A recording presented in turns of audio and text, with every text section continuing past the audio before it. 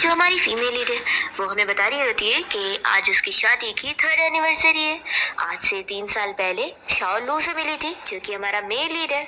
उसके ग्रैंडपा ने शाओ से उसकी शादी करवा दिए थे क्योंकि वो उनकी फ्रेंड की ग्रैंड डॉटर थी। शाओ तो लू को देखते के साथ ही उसे पसंद करने लग गई थी और फिर शादी के बाद उसका ख्याल रखने लगी थी और उसकी पसंद की नापसंद की सारी चीजों को नोटिस करने लगी थी। पर 3 सालों में उसके लिए इतना कुछ करने के बाद भी लू उसे कभी लाइक कर ही नहीं पाया क्योंकि वो तो बस इतना समझता है कि उसने पैसों के लिए उससे शादी करी है। फ्लैशबैक खत्म होता है और लू यहाँ सभी के सामने किसी शिन नाम की लड़की का बर्थडे सेलिब्रेट कर रहा होता है जो देखने के बाद शाओ को बहुत बुरा लगता है। तभी वो उसके पास आता है और कहता है कि तुम बेचारी बनने का नाटक क्या कर रही हो, वैसे भी तुमने बस मुझसे पैसों के लिए शादी करी हो, तो ये सारे झूठे आंसू मुझे मत दिखाओ और तुम्हारे पास कोई हक नहीं कि तुम मुझे पूछो कि मैं क्या कर रहा हूँ क्या नहीं।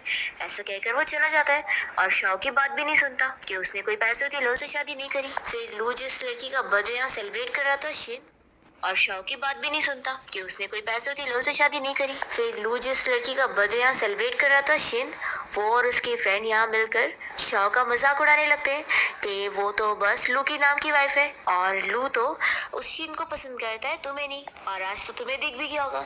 शाओ ये सब सुनकर बहुत ही अपसेट होती है। पर दूसरी ओर हम देखते हैं कि लू अपने फ्रेंड से बात कर रहा होता है और वो उसे कह रहा होता है कि वो कोई उस शिन को पसंद नहीं करता है। एक्चुअली शिन की जो फैमिली है वो पैसे और बिजनेस डील के लिए इसके पीछे पड़े हुए, तो ये बस उनको दिखाने के लिए एक्टिंग कर रहा था। तो लू का फ्रेंड उसे समझाने लगता है कि अगर तू उस शीन को पसंद नहीं करता और ये सब बस तेरा ड्रामा था तो तुझे सिस्टर इन लॉ को तो एक्सप्लेन करना चाहिए। आज वो पक्का सैड हो चुकी है। पर लू को यहाँ कोई फर्क नहीं पड़ रहा होता है क्योंकि वो सोचता है कि वैसे भी वो भी उसके साथ बस पैसों के लिए। फिर नेक्स्ट मॉर्निंग जब शाओ और लू दोनों साथ में ब्रेकफास्ट करने के लिए बैठते हैं तो लू को ब्रेड और मिल्क पीना पसंद नहीं आता और वो कहता है कि तुम जानती हो कि तुम मेरे लिए नूडल्स बनाती हो और मैं वही खाता हूँ। पर शाओ से कुछ ना जवाब देते हुए मेरी आंटी से कहने लगती है कि मेरा खाकर हो गया है तो मैं कंपनी जा रही हूँ। तभी वो गुस्से में चिल्लाता है कि कल रात क्या मैंने कुछ गलत बोला जो तुम गुस्सा हो रही हो। शाओ कहती है कि तुमने कहा था ना कि मेरे पास कोई हक नहीं कि मैं तुमसे कुछ पूछूं, तो आखिर मेरे पास ये भी तो हक नहीं है कि मैं तुम्हारे लिए कुकिंग करूंगी। तो अभी मेरी आंटी बात को संभालते हुए कहने लगती है कि बॉस मैडम का ऐसा कोई मतलब नहीं था, वो तो बस अभी कल रात की वजह से नाराज है। तो लू से कहता है कि तुमने मेरे ग्रैंडपा को अपना इनोसेंट रूप दिखाकर मुझसे फोर्सली शादी करी हो, वो भी अपनी मर्जी से, मेरी मर्जी इसमें नहीं लगी है, तो फिर आखिर इसमें मैंने तुम्हारे साथ क्या गलत किया। अगर इतना ही बुरा लग रहा है तो एक काम करो, डिवोर्स के लिए फाइल कर दो। तो फिर शाओ तुरंत ही डिसीजन लेकर उसे कह देती है कि ठीक है मैं तुमसे डिवोर्स लेना चाहती हूँ और कल ही तुम डिवोर्स फाइल करने के लिए सिविल अफेयर्स ब्यूरो के बाहर पहुँच जाना। ये सुनते के साथ ही लू तो शॉक होता है क्योंकि उसे यकीन ही नहीं आता कि वो इतनी जल्दी डिवोर्स के लिए मान जाएगी। फिर शाओ तो यहाँ से सीधा काम का बोलकर अपने होटल पहुँचती है। यहाँ पर मैनेजर उसे बताने लगता है कि होटल में फाइट हो गई है। शाओ कहती है कि मैनेजर वांग क्या अब ये छोटे छोटे इश्यूज भी मुझे सॉल्व करने पड़ेंगे, इतना तो तुम खुद कर ही सकते हो। तो मैनेजर बताता है कि एक्चुअली में जिसने फाइट करी है वो कोई और नहीं बल्कि आपके हस्बैंड की बहन मिस सूजी है। तो फिर शाओ तुरंत ही पार्टी में जाती है जहाँ पर सूजी ने एक बंदे को मारी होती है। शाओ सोच रही होती है कि इन 3 सालों में इसने कभी मुझे सिस्टर इन लॉ की तरह ट्रीट नहीं करी और हमेशा प्रॉब्लम क्रिएट करती रहती है ताकि मैं इसके लिए सॉल्व करूं। इसे क्या लग रहा है कि मैं अभी भी करूंगी? बिल्कुल नहीं। यहाँ लू की बहन सूजी को अभी भी लग रहा होता है कि शाओ उनकी डॉग है और वो उसके लिए सारा काम करेगी। तो वो कह रही होती है कि बताओ मैंने तो फाइटिंग कर ली हूँ, अब तो बस चीज को कैसे हैंडल करोगी। तो फिर शाओ भी कह देती है कि मैंने पहले ही बोली थी कि यहाँ होटल में फाइटिंग करना अलाउड नहीं है, तो पुलिस यहाँ पर आती होगी, अब तुम उन्हें जवाब देना। तो ये सुनकर सूजी शॉक हो जाती है कि तुमने पुलिस को बुलाई हो।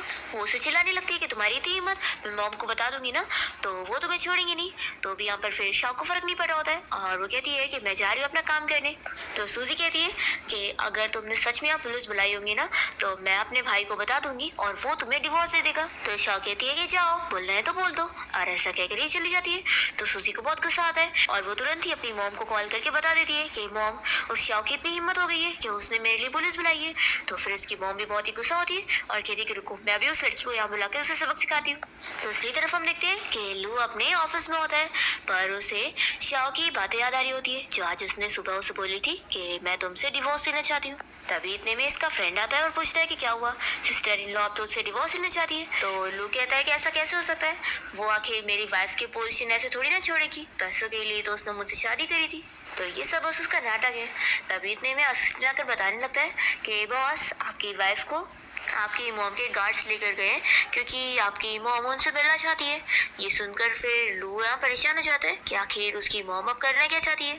फिर हम यहाँ घर पे देखते हैं कि लू की मॉम सभी मेड्स और सर्वेंट को बुलाकर यहाँ पर शाओ के बेइज्जती करी होती है और उसे कह रही होती है कि तुम हमारी फैमिली की डॉटर इन लॉ, तो तुम्हें हमारे फैमिली के रूल्स के हिसाब से रहना पड़ेगा, और अगर तुम रूल्स तोड़ती हो तो मैं हूँ ना, मैं तुम्हें डिसिप्लिन करूंगी। शाओ समझ रही होती है कि ये यहाँ सभी के सामने बस मेरी बेइज्जती करना चाहती हैं। फिर वो कहती है कि आपने अपनी बेटी को ठीक से एजुकेट नहीं करी हो और वो बाहर जाकर कुछ भी गलत कर रही है, तो मैं बस उसे सिखा रही थी। तो लू की मॉम कहने लगती है हिसाब से रहना पड़ेगा, और अगर तुम रूल्स तोड़ती हो तो मैं हूँ ना, मैं तुम्हें डिसिप्लिन करूंगी। शाओ समझ रही होती है कि ये यहाँ सभी के सामने बस मेरी बेइज्जती करना चाहती हैं। फिर वो कहती है कि आपने अपनी बेटी को ठीक से एजुकेट नहीं करी हो और वो बाहर जाकर कुछ भी गलत कर रही है, तो मैं बस उसे सिखा रही थी। तो लू की मॉम कहने लगती है कि मेरी बेटी को मैं खुद एजुकेट कर लूंगी, लेकिन डॉटर इन लॉ होने के नाते जो तुमने रूल्स तोड़ी हो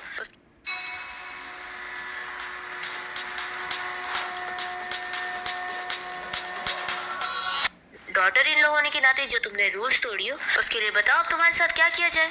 फिर यहाँ पर सर्वेंट शाओ को पकड़ लेते हैं और उसे जाकर एक रूम में लेकर आते हैं, और फिर लू की मॉम यहाँ पर आकर शाओ को चिल्ला रही होती है कि तुम्हें पता है तुमने सूजी को बुली कर रही हो, और सूजी का जो बड़ा भाई था लीशन, जो कि अब इस दुनिया में नहीं है, लेकिन वो उसकी फेवरेट सिस्टर थी, इसलिए अब उसे लीशन के सामने माफी मांगना पड़ेगा क्योंकि उसने ये वाला रूल तोड़ी है। शाओ कहने लगती है कि मॉम एल्डेस्ट ब्रदर को गए हुए 3 साल हो गए, तो मैं आखिर क्या ही उनसे माफी मांगू, आप प्लीज मुझे यहाँ से बाहर जाने दो। वो यहाँ बहुत डर रही होती है, पर इसकी मदर इन लॉ फिर भी नहीं मानती और कहती है कि जब तक तुम माफी नहीं मांग लेती तुम्हें यहीं पर ही रहना पड़ेगा। फिर वो सर्वेंट से रस्सी मंगवाकर शाओ को इस अंधेरे वाले रूम में बंधवा देती है। तो फिर हम देखते हैं कि लू यहाँ शाओ को ढूंढते हुए पहुंच जाता है, और जैसे वो उसे उठाने लगता है तो शाओ डर जाती है कि यहाँ पर कौन आया हुआ है। तभी वो कहता है कि डरो मत, मैं हूँ, और फिर वो तुरंत ही उसकी रस्सी खोलकर उसे यहाँ से उठा के सीधा अपने रूम में लेके जाता है और कहता है कि तुम आखिर इतनी नाजुक हो तो तुम्हारे अंदर इतनी हिम्मत आई कैसे थी कि तुमने मुझसे शादी करी थी। तभी शाओ से दूर होती है और कहती है कि मिस्टर लू आप मुझसे डिवोर्स ले लो, और फिर वो बेहोश हो जाती है। तभी हम यहाँ पर देखते हैं लू की मॉम और उसकी बहन आपस में मिलकर डिस्कस कर रहे होते हैं।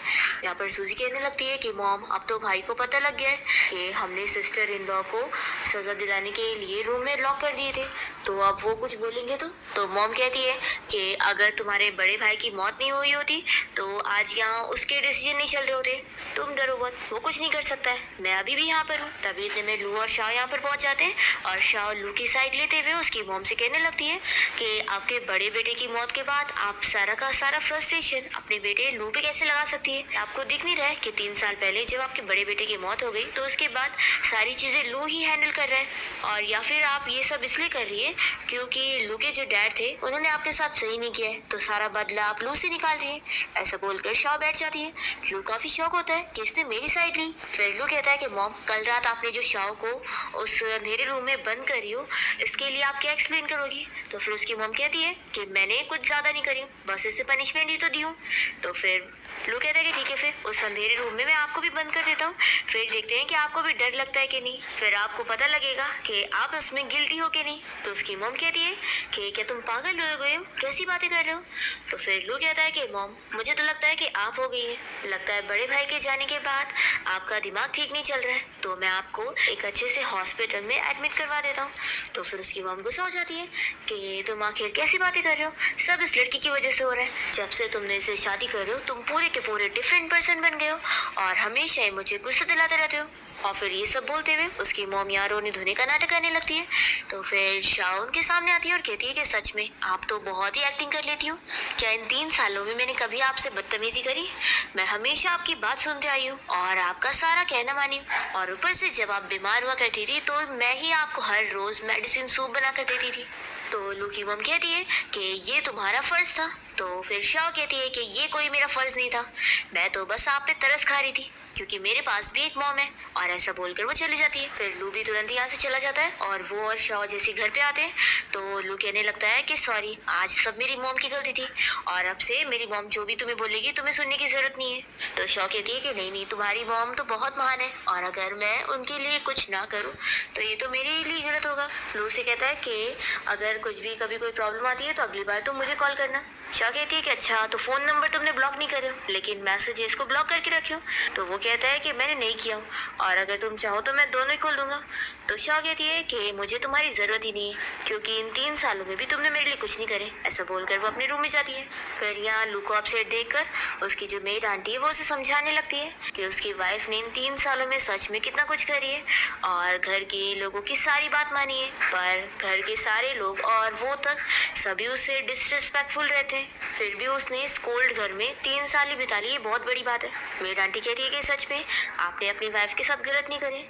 फिर यहाँ पर लू को अपनी गलती का एहसास होता है और फिर वो कहने लगता है कि मेरे लिए भी रूम का इंतजाम करो। तो मेरी आंटी कहती है कि जब मैडम को पता लगेगा कि आप भी यहाँ पे रह रहे हैं तो फिर वो कितना खुश होंगी। लू कहता है कि मुझे अब एहसास हुआ है कि वो तो एक क्वालिफाइड डॉटर इन लॉ है, कम से कम डिवोर्स होने तक मैं अब उसके साथ अच्छे से रहना चाहता हूँ। फिर नेक्स्ट मॉर्निंग शाओ जब ब्रेकफास्ट के लिए रूम से बाहर आती है तो वो लू को यहाँ बैठा देखकर शॉक होती है। तो वो कहती है कि आज तुम डिनर तक के लिए रुक गए, तो लगता है तुम्हें मुझसे कुछ कहना होगा।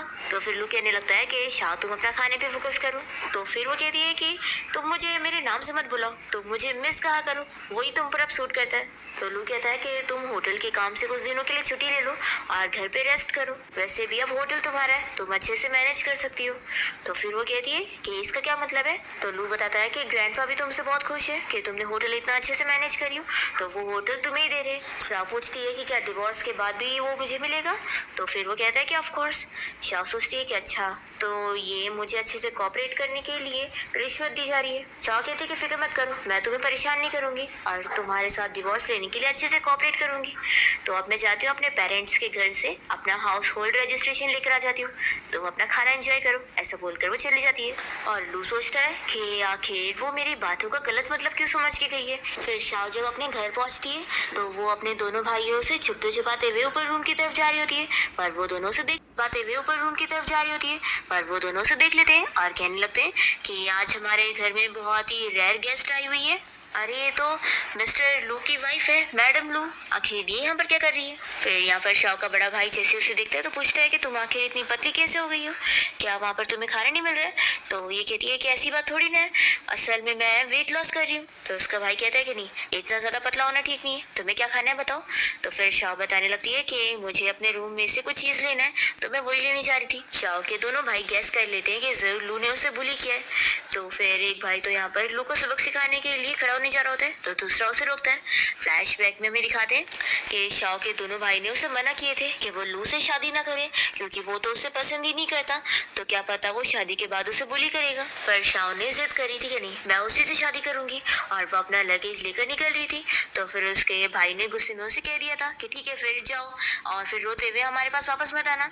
तो शाओ चली गई थी। फिर शाओ जैसे बाहर निकल रही होती है तो वो इस हाउस होल्ड रजिस्ट्रेशन को देखते हुए सोचती है कि वैसे भी वो मुझे पसंद नहीं करता है, तो जो इंसान मेरे लायक नहीं है उसके साथ रहकर कोई फ़ायदा नहीं है, उससे दूर होना बेहतर रहेगा। तभी इतने में लू अपनी कार लेकर यहाँ पर आया होता है और उसे बताने लगता है कि ग्रैंडपा ने हम दोनों को साथ बुलाया हुआ है। तो फिर वो कहती है कि तुम मुझे कितना रूडली कह रहे हो, तुम अपना चले जाओ, मैं तुम्हारे साथ नहीं जाऊँगी। और फिर वो तुरंत ही टैक्सी में बैठकर खुद ही चली जाती है। घर पे हम देखते हैं कि ग्रैंडपा तो यहाँ पर सूजी को डांट रहे होते हैं, कैसे कैसे वो फाइटिंग वगैरह कर सकती है, उसकी वजह से वहाँ पुलिस आ गई। उसकी मॉम उसके साइड लेते हुए कहने लगती है कि डैड आखिर ये आपकी ग्रैंड डॉटर है और ये इतनी छोटी है तो गलती तो होती रहेगी। तो ग्रैंडपा चिल्लाते हैं कि इसकी गलती की वजह से तुमने शाओ को पनिशमेंट दी, ये सब मैं नहीं झेल सकता हूँ। अब शाओ यहाँ पर आएगी और तुम दोनों को उससे माफी मांगना होगा। फिर शाओ और लू जैसे ही घर पर आते तो ग्रैंडपा शाओ से बहुत ही अच्छे से बात करते हैं और कहते हैं कि बेटा तुम यहाँ बैठ जाओ। फिर वो उसे कहने लगते हैं कि वो अगर मैंने सीसीटीवी फुटेज ना देखा होता तो मुझे तो पता ही नहीं लगता कि घर पे यहाँ तुम्हें इस तरीके से बुली किया जा रहा था। तो फिर ये सुनकर लू शॉक होता है, उसे तो लग रहा था कि इसने ही ग्रैंडपा को जानबूझ के कंप्लेन करी है। फिर यहाँ पर ग्रैंडपा तुरंत ही पहले लू की मॉम को कहते हैं कि तुम इसी वक्त शाओ से माफी मांगोगी। तो फिर शाओ कहती है कि रहने दो, ग्रैंडपा वैसे भी वो बड़ी है। तो फिर ग्रैंडपा कहते हैं कि तुम कितनी ज्यादा अच्छी हो, लेकिन ऐसे लोगों पर तुम्हारी अच्छाई बर्बाद हो रही है जो कि तुम्हारी अच्छाई को अप्रिशिएट भी नहीं कर रहे। और फिर ग्रैंडपा यहाँ खांसते हुए तुरंत ही बाहर चले जाते हैं। और फिर लू भी अपनी मॉम से गुस्सा होते हुए तुरंत ही शाओ के साथ यहाँ से चला जाता है। फिर यहाँ लू की मॉम और उसकी बहन आपस में बातें करने लगते हैं कि फिर शाओ ग्रैंडपा के सामने अपनी अच्छी सी इनोसेंट मुंह दिखाते हुए प्यारी डॉटर इन लॉ बन के गई है। तो मॉम कहती है कि अगर तुम्हारा बड़ा भाई यहाँ पर होता तो ज्यादा अच्छा होता। फिर हम देखते हैं कि लू अपने ग्रैंडपा से बात करने जाता है, तभी वो उसे कहते हैं कि शाओ तुम्हें कितना अच्छे से ट्रीट करती है, लेकिन तुम हो के ठीक है अब जाओ यहाँ से, मुझे तुमसे और कोई बात नहीं करनी।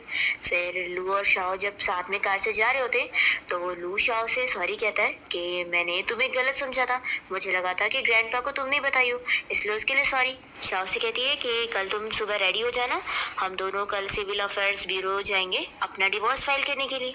फिर इतने में शाओ को बाहर फायरवर्क्स नजर आता है, तो वो लू को दिखाने लगती है कि फायरवर्क्स देखो।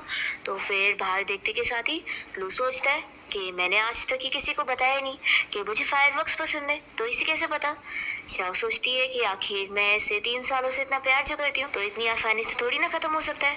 वो फ्लैशबैक में फिर याद करने लग जाती है कि कैसे जब वो यहाँ लू के घर पे आई थी तो उसकी सारी पसंद की चीज़ों को अपनी डायरी में नोट करके लिख रही थी। शाओ यहाँ रोते हुए सोचती है कि चलो अच्छी बात है, वैसे भी ये वन साइड लव अब खत्म हो जाएगा। फिर नेक्स्ट डे दोनों कोर्ट जाकर अपना डिवोर्स फाइल करके बाहर निकलते और इस बारे में डिस्कस कर रहे होते कि अब उनके पास 1 महीने का टाइम है, उसके बाद उन लोग का पूरा डिवोर्स हो जाएगा। तभी इतने में लू को अचानक से वॉमिटिंग जैसा फील होने लगता है, तो शाओ उसके पास जा रही होती है, वो कहता है कि मेरे पास मत आओ। तो फिर वो उसके पीछे हाथ सहलाते हुए कहती है कि वॉमिटिंग ही तो हो रही है, इतना क्या बुरा मान रहे हो। तो लू तो शाओ की बात सुनकर उसे देखते ही रह जाता है। शाओ से कहती है कि तुम टाइम निकाल के हॉस्पिटल चले जाना, ऐसा बोलकर वो तुरंत ही चली जाती है। फिर लू जब यहाँ हॉस्पिटल आता है तो उसका डॉक्टर फ्रेंड उसका चेकअप करने के बाद बताने लगता है कि वो पैनिक हो रहा है, इस वजह से उसकी तबीयत खराब हो गई है और ये ज़्यादा काम करने के स्ट्रेस की वजह से हो रहा है। तो लू कहता है कि तू बकवास करना बंद कर और मुझे मेडिसिन लिख दे। फिर रात में जब लू घर पे आता है तो वो शाओ को इंस्टेंट नूडल्स खाते हुए देखकर पूछता है कि तुम ये क्यों खा रही हो। तो वो कहती है कि तुम कहाँ यहाँ आ गए। वो कहता है कि मेरा घर है, तुम्हें क्यों नहीं आ सकता। तो शाओ कहती है कि ठीक है तुम्हारी मर्जी, और वो जा रही होती है तो जल्दी से उसका हाथ पकड़ के रोकता है और कहता है कि तुम अब बड़ी हो तो तुम्हें खुद का भी तो ख्याल रखना चाहिए। तो वो कहती है कि फिक्र मत करो, तुम्हारे बिना मैं अकेले अच्छे से रह लूंगी, खाऊंगी भी और जीऊंगी भी। तो वो उसे बताने लगती और वो जा रही होती है तो जल्दी से उसका हाथ पकड़ के रोकता है और कहता है कि तुम अब बड़ी हो तो तुम्हें खुद का भी तो ख्याल रखना चाहिए। तो वो कहती है कि फिक्र मत करो, तुम्हारे बिना मैं अकेले अच्छे से रह लूंगी, खाऊंगी भी और जीऊंगी भी। तो वो उसे बताने लगा मेरे बड़े भाई की एनिवर्सरी है तो बहुत लोग आने वाले, अगर तुम नहीं चलना चाहती हो तो कोई बात नहीं, तुम यहाँ घर पे अपना ख्याल रख सकती हो। तो कहती कि इसकी जरूरत नहीं है, मैं जाऊंगी और अपनी वाइफ वाली ड्यूटी पूरी करूंगी, क्योंकि अब वैसे भी हमारी शादी के लास्ट 30 डेज बचे हुए, उसके बाद तो हमारा डिवोर्स हो जाएगा। और ऐसा बोलकर वो सीधा अपने रूम में चली जाती है। फिर नेक्स्ट डे दोनों घर आ जाते हैं और यहाँ पर उसके भाई की एनिवर्सरी चल रही होती है, जिसमें लू की मॉम अपने बड़े बेटे लिशन के लिए बहुत रोई जा रही होती है और कह रही होती है कि तुम मेरे सबसे प्यारे बेटे थे। तो उनको रोता हुआ देखकर यहाँ पर लू भी परेशान होता है। तभी यहाँ पर उसके अंकल कहने लगते हैं कि अब तुम्हारा भाई तो नहीं रहा, लेकिन तुम यहाँ पर हो और तुम्हें इस फैमिली को संभालना है। लू को चक्कर आ रहा होता है तो शाओ से पूछती है कि तुम्हें क्या हुआ है। तो फिर वो कहता है कि कुछ नहीं, डॉक्टर ने भी ठीक से बता नहीं पाया है कि मुझे क्या हुआ है। तो अंकल पूछते हैं कि क्या हुआ, तुम काम से काफी ज्यादा थक गए हो। तो ग्रैंडपा कहते हैं कि तुम यंग लोग भी ना आजकल इतनी जल्दी थक जाते हो। तो वो लू से कह देते हैं कि तुम मेरे साथ रिलैक्स होने के लिए 2 दिन की छुट्टी लेकर चलो और वहाँ पर अपना माइंड फ्रेश करो। तो फिर लू इसके लिए एग्री करता है, पर फिर लू इतना बीमार हो जाता है कि डॉक्टर उसे यहाँ चेकअप करने आते हैं। तभी यहाँ शाओ आकर सोचने लगती है कि उसका जो बड़ा भाई था वो भी अचानक से ऐसी कोई स्ट्रेंज डिजीज की वजह से बीमार हो गया था और फिर मर गया था। तो ये सोचती कि नहीं, इसे कुछ नहीं हो सकता, ये बस फीवर की वजह से इतना बीमार है और कुछ नहीं। तभी शाओ को फिक्र में देखकर ग्रैंडपा उसे समझाने लगते हैं कि इसे बस फीवर हुआ है, तुम इतने फिक्र मत करो और अपना भी ख्याल रखो। तो शाओ कहते कि ठीक है ग्रैंडपा, तो आप भी जाओ रेस्ट करने के लिए, मैं यहाँ पर इसका ख्याल रखूंगी। तो फिर ग्रैंडपा सभी डॉक्टर को यहाँ से लेकर जाते हैं। फिर लू को सोता हुआ देखकर शाओ उसका फेस टच कर रही होती है और कहने लगती है कि तुम इतने हैंडसम हो, तभी तो मुझे तुमसे लव एट फर्स्ट साइट हो गया था।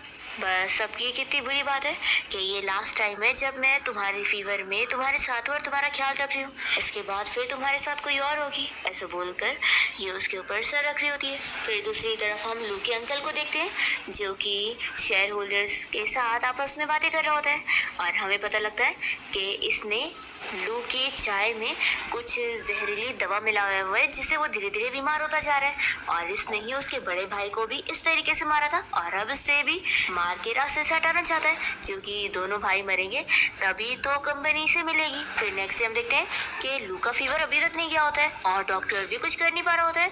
तो फिर शॉ कहने लगती है कि ऐसे कैसे हो सकता है।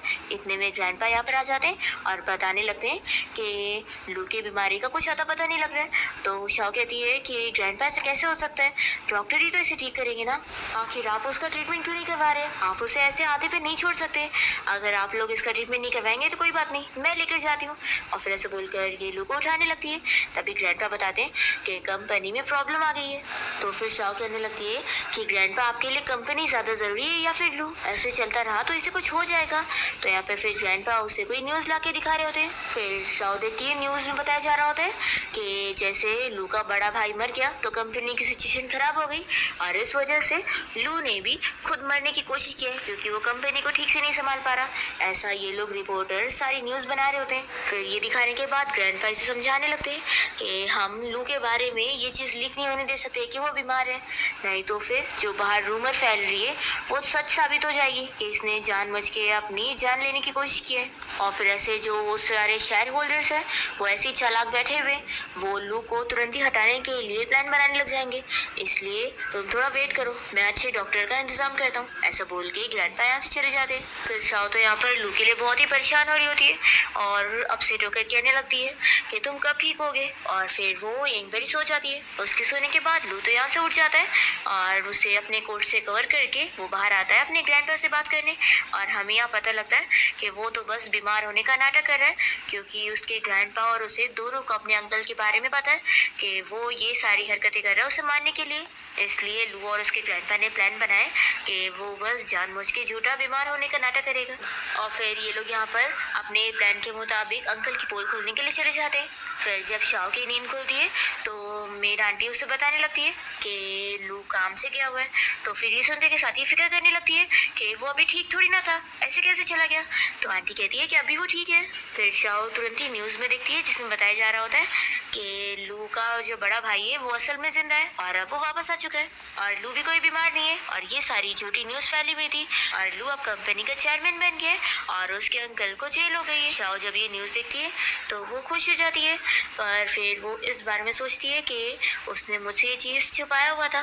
दूसरी ओर हम देखते हैं कि लू अपने ऑफिस में बैठकर कल रात की सीसीटीवी फुटेज देख रहा होता है। अभी यहाँ इसका फ्रेंड भी आ जाता है और कहने लगता है कि सिस्टर इन लॉ तो कल रात तेरे लिए इतना रो रही थी। लू कहता है कि वही तो, उसकी वजह से सभी को बिलीव हो पाया कि मैं सच में बीमार हूँ, लेकिन मुझे पता नहीं था कि वो मुझे सच में प्यार करती है, मुझे लगता था कि वो बस प्रिटेंड करती है। पर लू को अभी भी शक हो रहा होता है। तो उसका फ्रेंड कहता है कि तुझे समझ नहीं आ रहा है, वो तुझे लाइक करती है। लू कहता है कि क्या ये सच में श्योर है कि वो पक्का मुझे लाइक करती है। फिर अस्टिन आकर बताने लगता है कि ग्रैंडपा का ऑर्डर है कि आप मिस शाओ को एयरपोर्ट से पिक करने जाओ और उनके साथ ओल्ड हाउस पहुंचो, ग्रैंडपा आप लोगों से मिलना चाहते हैं। तो फिर लू जैसे ही शाओ को कॉल लगाने लगता है तो उसका कॉल लगता ही नहीं। फिर हम देखते हैं कि एयरपोर्ट के बाहर जाके वेट कर रहा होता है। तभी शाओ बाहर आती है और कहती है कि चलो फिर ग्रैंडपा ने हम दोनों को बुलाया। तो फिर वो कहता है कि तुमने मेरा कॉल क्यों नहीं उठाई। तो शाओ कहती है कि उसकी ज़रूरत ही क्या थी। लू कहता है कि अगर तुम इस बात से गुस्सा हो जो मैंने तुमसे सच छुपाया था। तो फिर वो कहती है कि नहीं नहीं, मैं क्यों गुस्सा होंगी, हम तो हमेशा से ऐसे ही रहते हैं ना। तुम तो खुश हो गए होंगे कि तुम्हें मुझसे भी छुटकारा मिल रहा है और तुम्हारा फैमिली रियूनियन भी हो गया। और फिर ऐसा बोलकर शाओ जाती है कान बैठने के लिए और लू सोचता है कि आखिर मुझे क्यों इतना बुरा लग रहा है। दूसरी ओर हम देखते हैं हमारा फैमिली रियूनियन भी हो गया। और फिर ऐसा बोलकर शाओ जाती है कान बैठने के लिए और लू सोचता है कि आखिर मुझे क्यों इतना बुरा लग रहा है। दूसरी ओर हम देखते हैं कि लू का बड़ा भाई लीशन अपने घर आ चुका होता है और मॉम उसे देखकर बहुत ही खुश होती है। तो लीशन कहता है कि मॉम देखो अब मैं घर आ गया ना, और देखो अब आपको भी पता लग गया होगा कि मेरा भाई कितने अच्छे से कंपनी हैंडल कर सकता है, तो वही फैमिली का हेड बनने लायक है। तो मॉम कहती है कि तुम बस जिंदा हो ये मेरे लिए काफ़ी है, बाकी तुम जैसा बोलो वैसे ही मैं सुनूंगी। फिर हम देखते हैं कि लू भी शाओ को घर पे लेके आ जाता है और तभी वो देखता है कि उसकी मॉम तो उसके भाई की कितनी केयर कर रही है। फिर यहाँ पे ग्रैंडपा शाओ को सॉरी कहने लगते हैं कि मैंने तुमसे इतनी बड़ी बात छुपाया हुआ था और तुम्हें भी इतना परेशान कर दिया। वो बात ही ऐसी थी, हम ये सिचुएशन को सभी के सामने लीक नहीं कर सकते थे। तो वो कहती है कि ग्रैंडपा कोई बात नहीं। फिर शाओ लिशन को भी बड़े भाई बोलते हुए हेलो कहती है। तो जल्दी से सूजी आकर कहने लगती है कि ये मेरा बड़ा भाई है, तुम्हारा नहीं। तो फिर लोगों को गुस्सा आता है और वो इसे कहता है कि वो तुम्हारी सिस्टर इन लॉ है, तुम उससे कैसे बात कर रही हो। तो लिशन तुरंत ही अपनी बहन और मॉम के बदले में शाओ से माफ़ी मांगने लगता है और कहता है कि सिस्टर इन लॉ आप गुस्सा मत हो। फिर ग्रैंडपा कहने लगते हैं कि चलो अब फैमिली प्रॉब्लम सॉल्व हो गई है तो कोई भी ट्रबल नहीं करेगा। फिर डिनर के बाद जैसे ही लू और शाओ यहाँ से जा रहे होते हैं तो शाओ से कहने लगती है कि फिक्र मत करो, मैं कितना भी गुस्सा क्यों ना हो, मैं डिवोर्स के लिए कोई प्रॉब्लम नहीं क्रिएट करूंगी। तो लू बीमार होने लग जाता है। शाओ कहती है कि एक्टिंग मत करो, तुम तो ठीक थे ना। तो फिर वो कहता है कि क्या हम डिवोर्स नहीं ले सकते। शाओ को पूछती है कि तुम ये क्या बोल रहे हो। तो फिर वो कहता है कि मैंने अब तक तुम्हें गलत समझा हुआ था, मुझे लग रहा था कि तुम बस मेरे साथ पैसों की वजह से हो, लेकिन अब मुझे पता लग गया कि तुम मुझसे सच में प्यार करती हो। तो शाओ अब नहीं मानती और कहती है कि नहीं, मैं तो सच में तुम्हारे साथ पैसों के लिए हूँ। तो फिर वो कहता है कि ऐसा मत बोलो, मैं सब जानता हूँ अब, और अब तुम फिक्र मत करो, मेरी मॉम और मेरी बहन भी तुम्हें परेशान नहीं करेंगे क्योंकि अब मेरा बड़ा भाई आ गया है। तो क्या हम अब नॉर्मल कपल की तरह रह सकते हैं। शाओ ये सुनने के साथ ही चिल्लाने लगती है कि तुमने अपने आप को समझा क्या हुआ है और तुमने मुझे क्या समझा हुआ है कि तुम जब चाहो मुझे अपने हिसाब से चला सकते हो, जब बोलोगे तब डिवोर्स और जब बोलोगे नहीं। तुम्हें क्या लगता है कि सारी चीजें तुम्हारी विश के हिसाब से चलेगी, हर कोई तुम्हें फॉलो करेगा। ऐसा बोलकर वो जाने लगती है तो लू उसका हाथ पकड़ के रोकता है और कहता है कि मैं अपने आप को चेंज करने की पूरी कोशिश करूंगा और देखो ये अब मेरा फर्स्ट टाइम है सच में तुम्हारा हस्बैंड बन के रहने के लिए, तो प्लीज मुझे एक मौका दो, मैं सच में तुम्हें समझना चाहता हूँ और तुम्हारा ख्याल रखना चाहता हूँ। पर शाओ नहीं मानती और कहती है कि ये मेरा भी फर्स्ट टाइम है तुम्हारी वाइफ बनने का, और ऐसा बोलकर वो चली जाती है। फिर शाओ अपनी फ्रेंड के साथ क्लब में ड्रिंक करने गई होती है और यहाँ वो ड्रिंक कर करके अपनी फ्रेंड को रोते हुए सब बता रही होती है कि 3 सालों से उसने लू से शादी करी और उसकी इतनी केयर करी और उसके लिए इतना कुछ करी, पर उसने कभी उससे प्यार किया ही नहीं और उसे कोई फर्क ही नहीं पड़ता उसकी वजह से। शाओ कहती है कि वो तो मुझे लाइक भी नहीं करता और वो किसी और को ही लाइक करता है। ऐसा बोल बोल कर वो रोई जा रही होती है तो उसकी फ्रेंड उसे समझाने लगती है कि उस लू की वजह से तुम ऐसे परेशान मत हो, चलो हम लोग डांस करने चलते हैं। और फिर वो शाओ को डांस करने के लिए लेकर जाती है। दूसरी तरफ घर पे लू उसका इंतजार कर रहा होता है तो मेरी आंटी कहने लगती है कि आपको मैडम को मैसेज करके पूछना चाहिए कि वो यहाँ पर क्यों नहीं आ रही है और कब तक आएंगी। तो लू जैसे ही मैसेज करता है तो उसे पता लगता है कि उसने अभी तक ब्लॉक हटाई नहीं है। तो फिर आंटी कह रही है कि आप भी तो यही करते रहते हैं ना, तो लगता है वो इस बार आपसे ज़्यादा गुस्सा हो गई है इसलिए उन्होंने वापस आपको ऐड नहीं करी। वैसे भी जब आपकी वेडिंग एनिवर्सरी वाला दिन था तो उसी दिन ही आप लोगों ने डिवोर्स फाइल करे और इन 3 सालों में हमेशा ही मैडम ने एनिवर्सरी अकेले बनाई है और आप तो उनके साथ थे भी नहीं। तो फिर लू अपनी और शाओ की फर्स्ट एनिवर्सरी याद करने लगता है कि कैसे उसने उसके लिए केक बनाई हुई थी और उसे सरप्राइज दी थी, पर यहाँ पर वो काम से काफ़ी ज़्यादा थका हुआ था और उसे लग रहा था कि ये सब बस वो नाटक कर रही है। तो फिर वो गुस्से में चला गया था। लू अपनी गलती पर रिग्रेट कर रहा होता है तो फिर यहाँ मेरी आंटी उसे समझाने लगती है कि आप ज़्यादा अपसेट मत हो, मुझे लगता है कि अभी ज़्यादा लेट नहीं हुई है, मिस शाओ अभी भी आपको पसंद करती है। तो ये सुनकर लू खुश होता है। फिर नेक्स्ट डे जैसी शाओ यहाँ घर पर आती है तो उसे देखकर मेरी आंटी खुश होने लगती है कि फाइनली आप घर तो आई। तो शाओ देखती है कि यहाँ पर लू है तो वो पूछती है कि ये यहाँ पर क्या कर रहे हैं। मेरी आंटी बताने लगती है कि बॉस तो कल रात से आपका इंतजार कर रहे हैं और उन्होंने सारी डिशेस आपके लिए खुद बनाया और मैंने तो कभी इन्हें किसी के लिए कुकिंग करते हुए नहीं देखी, सिर्फ ये पहली बार है। फिर यहाँ लू जल्दी से शाओ को बैठने के लिए बोलता है और उसके लिए खाना निकाल कर उसे दे रहा होता है। तो शाओ कहती है कि ये खाने भी लायक है कि नहीं, तो वो कहता है कि है ना, और फिर वो खुद टेस्ट करके उसे दिखाता है पर मुंह बना के खा रहा होता है। तो शाओ पूछती है कि टेस्टी भी है, तो कहता है कि हाँ बहुत टेस्टी है। शाओ कहती है कि इतना अच्छा लग रहा है तो खाओ, फिर मैं जा रही हूँ अपने रूम में रेस्ट करने, ऐसा बोलकर वो चली जाती है। फिर लू अपसेट हो जाता है और वो अपनी कंपनी जाने के लिए निकलता है और अपने असिस्टेंट से पूछता है कि आज तो तुम बहुत ही अच्छे मूड में लग रहे हो। तो फिर असिस्टेंट बताता है कि बॉस फाइनली मुझे मेरी गर्लफ्रेंड मिल गई है। तो फिर लू पूछने लगता है कि तुमने अपनी गर्लफ्रेंड को चेज कैसे करी, क्या मुझे बताओगे। असिस्टेंट कहता है कि बॉस से बहुत ईजी है, बस आपको अपनी गर्लफ्रेंड के साथ अच्छे से रहना होगा और उसकी सारी बातें सुनकर उसे बहुत सारे गिफ्ट भी देने होंगे जो वो उसे पसंद है। तो फिर लू इस बारे में सोचने लगता है कि उसे उसकी पसंद की चीज़ देनी है। असिस्टेंट खुश हो जाता है कि चलो बॉस अब थोड़े चेंज तो हुए। फिर लू तुरंत ही शाओ को वीचैट पर ऐड करने के लिए रिक्वेस्ट भेजता है तो वो ऐड कर लेती है और सोचती है कि पता नहीं करना क्या चाहता है। वो उसे कुछ जगह का फोटो सेंड करता है और पूछता है कि तुम्हें कौन सी जगह पसंद है। तो फिर ये इसे तुरंत ही ब्लॉक कर देती है। तो लू को फिर उसे कॉल लगाना पड़ता है और वो पूछता है कि आखिर क्या हुआ है, क्या तुम्हें कोई जगह पसंद नहीं आई? देखो जो भी जगह तुम्हें पसंद आई है वो सब अब से तुम्हारी है और तुम उसका रेंट ले सकती हो। तो फिर ये सुनने के बाद शाओ तो बहुत ही ज्यादा खुश हो जाती है कि अरे वाह, घर बैठे अपने पैसे कमाऊंगी। तो फिर शाओ तुरंत ही उसे थैंक यू वाला मैसेज भेज देती है। लू बहुत ही हैप्पी हो जाता है और वो अपने असिस्टेंट को और भी कुछ प्रॉपर्टीज खरीद के अपनी वाइफ को देने के लिए बोल देता है। फिर शाओ इस बारे में अपनी फ्रेंड को बता रही होती है कि लू ने उसके लिए इतनी सारी प्रॉपर्टी खरीद के उसे दे दी है और साथ ही में वो कभी कभी अब उसके लिए कुकिंग भी कर रहा है। तो फिर इसकी फ्रेंड ये सब सुनकर बहुत ही शौक होती है और कहती है कि बताओ फिर अब तुम क्या करने वाली हो, वो तो तुम्हारे लिए बड़ा सिंसियर हो रहा है। तो शाओ कहती है कि अब कुछ नहीं हो सकता, उसने ये सब करने में बहुत लेट कर दिया है और अब ये सब का कोई फायदा नहीं है, उस पर्सन के साथ मेरा कोई फ्यूचर है ही नहीं। तभी इतने में लू घर पर आया होता है और वो ये सब सुन लेता है। फिर इसकी फ्रेंड कहती है कि मैं चलती हूँ, तुम लोग बातें करो, और वो चली जाती है। लू यहाँ बैठता है और शाओ से पूछता है कि क्या तुम्हें ये सब गिफ्ट नहीं चाहिए? देखो तुम अपसेट मत हो और तुम्हें कोई साइकोलॉजिकल प्रेशर लेने की जरूरत नहीं है, मैंने बोला था ना कि मैं तुम्हें अच्छे से ट्रीट करने वाला हूँ, तुम मेरी वाइफ हो। तो फिर वो कहती है कि तुम्हें नहीं लगता कि हमारे डिवोर्स को अब बस सिर्फ 20 दिन बचा हुआ है और अब तुम मुझे वाइफ की तरह ट्रीट कर रहे हो, तो ये कुछ ज्यादा लेट नहीं हो गया? लू कहता है कि अगर तुम चाहो तो हम ये डिवोर्स अभी स्टॉप कर सकते हैं। तो वो कहती है कि बिल्कुल नहीं, मुझे तो डिवोर्स चाहिए। तुम्हारे साथ 3 साल रहने के बाद मुझे एहसास हो चुका है कि हम दोनों एक दूसरे के लिए सूटेबल नहीं है। तो फिर लू तुरंत ही कहने लगता है कि अगर मैं चेंज हो जाऊँ तो क्या तुम डिवोर्स के लिए मना करोगी? तो शाओ कहती है कि बिल्कुल नहीं, और वो ये कहकर चली जाती है।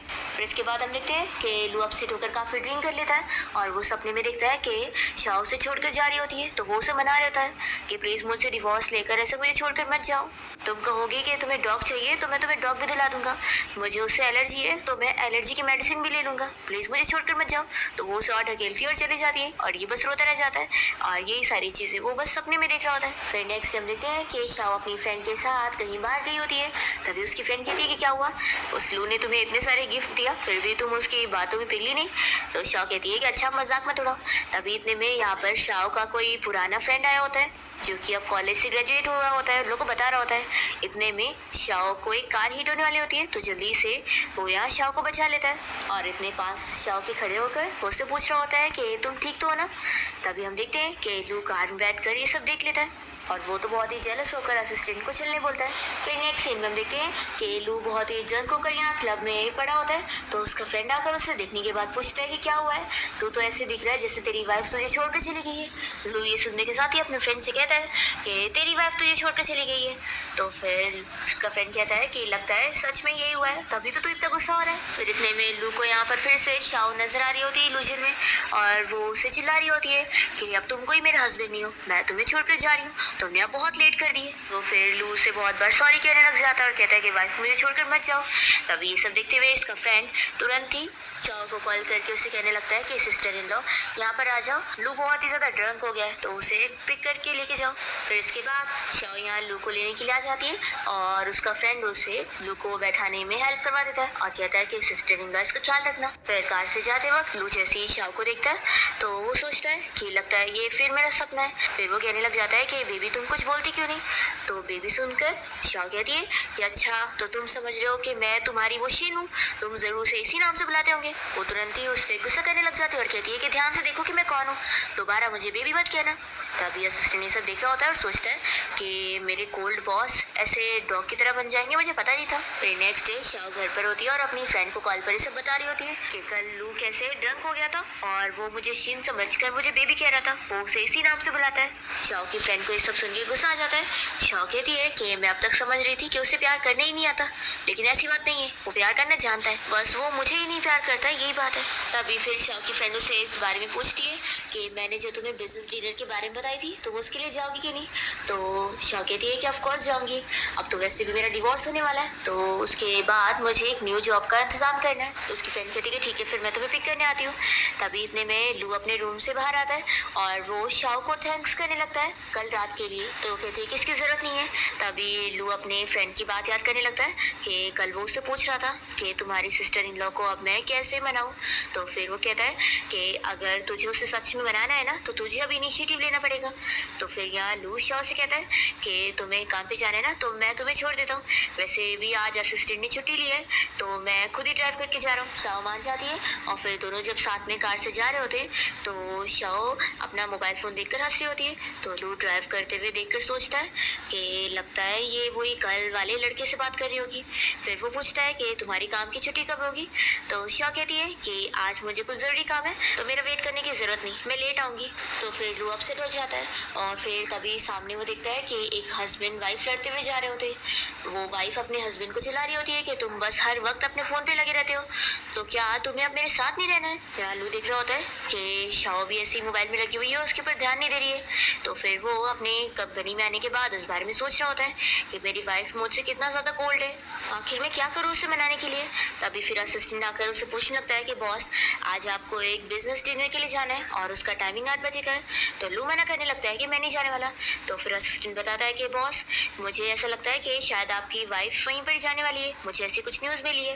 तो लू कहता है कि ये तुम्हें मुझे पहले कहना चाहिए था ना, फिर तो मैं चलूँगा। फिर इतने में लू को शिन की कॉल आती है और वो उसे बताती है कि आज जो बिजनेस डिनर पार्टी है वो मेरे अंकल ने अरेंज करे, तो बताओ तुम मेरे साथ चलोगे कि नहीं। तो लू ना चाहते हुए भी इसे हाँ ही बोलता है क्योंकि वो कुछ तो प्लान कर रहा है। फिर ये शिन तो बहुत ही खुश हो जाती है और उसकी कजिन भी कहने लगती है कि वो लू तुम्हारे एक कहने पर मान गया, लगता है वो तुम्हें सच में लाइक करता होगा। तो कहती है कि ऑफ कोर्स वो अपनी उस वाइफ को पसंद नहीं करता है और जल्दी उसे डिवोर्स दे देगा और फिर उसकी शादी मुझसे होगी। फिर हम देखते हैं कि शाओ अपनी फ्रेंड के साथ जब ये पार्टी में पहुंचती है तो उसकी फ्रेंड उसे बताने लगती है कि सॉरी मुझे इस बारे में पहले पता ही नहीं था कि ये पार्टी असल में शिन की है और उसी की फैमिली इन्हें अरेंज करे तो वो पक्का यहाँ पर होगी। शाओ कहती है कि कोई बात नहीं, वैसे भी हम यहाँ पर इन्विटेशन से आए, कोई खाली हाथ थोड़ी ना है। तभी यहाँ पर शिन की कजिन शाओ को देखने के बाद उसे बताने लगती है कि आखिर ये यहाँ पर क्या कर रही है, क्या इसे इन्विटेशन मिला है। तो शिन कहती है कि ऐसा तो नहीं हो सकता, ज़रूर ये लू के नाम पर ही यहाँ पर आ गई होगी, शेमलेस कहीं की। तो फिर इसकी कजिन कहती है कि फिक्र मत करो, ये बिना इन्विटेशन के यहाँ पर आई है, ये गाँव वाले लोग सच में ऐसे होते हैं, इन्हें कोई तमीज़ ही नहीं है, मैं इसे अभी यहाँ से निकालती हूँ। और फिर एक कजिन जाकर शाओ का हाथ पकड़ के उसे बाहर निकालने की कोशिश करती है और कहती है कि तुम बिना इन्विटेशन के यहाँ पर आ गई हो, बेशरम कहीं की। फिर सभी लोग ये सुनकर शाओ की बेइज्जती करने लग जाते हैं कि कुछ लोग कितने बेशरम होते हैं। तभी जल्दी से शिन रोकती है कि जाने दो, अगर इसके पास इन्विटेशन नहीं है तो आखिर ये मेरी गेस्ट हुई ना, तो इसे यहीं पर रहने दो। तो फिर शाओ शिन को इनविटेशन कार्ड दिखाते हुए बताती है कि तुम्हारे डैड ने खुद मुझे इनविटेशन भेजा यहाँ पर आने के लिए। तो शिन को ये सुनने के बाद शौक लगता है। शाओ से बताने लगती है कि लगता है तुम्हें पता नहीं है कि मैं कितनी सारी प्रॉपर्टीज की ओनर, रहने दो। तो फिर शाओ शिन को इनविटेशन कार्ड दिखाते हुए बताती है कि तुम्हारे डैड ने खुद मुझे इनविटेशन भेजा यहाँ पर आने के लिए। तो शिन को ये सुनने के बाद शौक लगता है। शाओ से बताने लगती है कि लगता है तुम्हें पता नहीं है कि मैं कितनी सारी प्रॉपर्टीज की ओनर हूँ और मेरे पास इतने सारे बिजनेस है और ये सब मुझे लू ने दिया है, क्या उसने तुम्हें बताया नहीं कि अब ये सब की ओनर मैं हूँ।